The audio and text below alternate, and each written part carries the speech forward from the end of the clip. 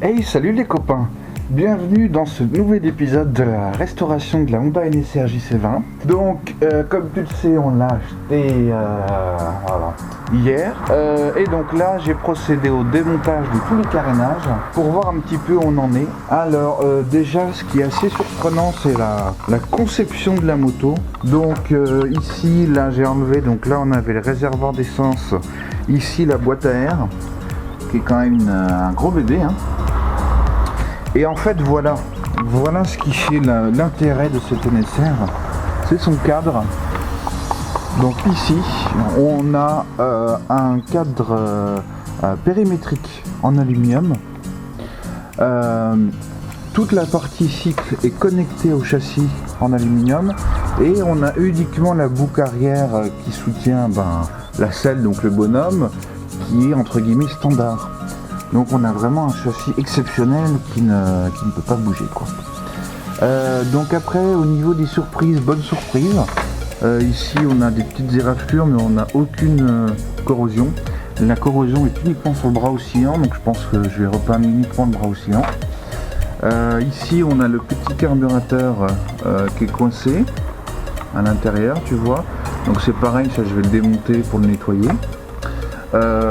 Ici donc on a l'arrivée de liquide de refroidissement, il n'y a pas de pâte, ça se passe bien.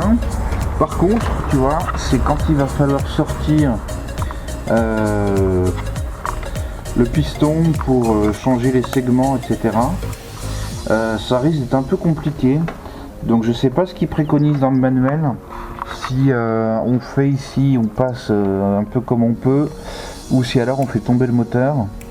Parce que là tu vois, les écrous du châssis ils sont triangulaires, donc on peut pas les hélisser. Donc pour continuer dans les choses à faire, on a bien la patte de fixation du pot qui est ressoudée. Et donc là j'ai sorti la ligne. Donc il y a une petite éraflure en dessous ici, avec un peu d'huile. Donc là il faut que je voie d'où ça vient, si c'est de l'huile de camp ou de l'huile de boîte de vitesse.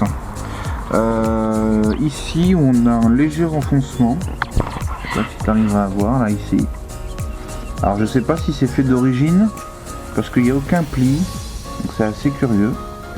Bref, et donc celui-là on va le sabler entièrement pour le repeindre avec une peinture haute température. Alors moi je prends la marque Julien, j'en ai essayé plein de marques, ça va plutôt bien. Donc la gamme haute température qui peut monter jusqu'à 600 degrés.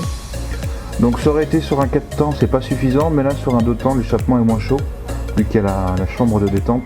Donc à 600 degrés c'est suffisant, puis on est sur une couleur, tu vois, une couleur métal. Donc ça devrait pas trop jurer avec le reste. Voilà. Et bah écoute, on fait tout ça et puis on se retrouve au prochain épisode. Ciao les amis.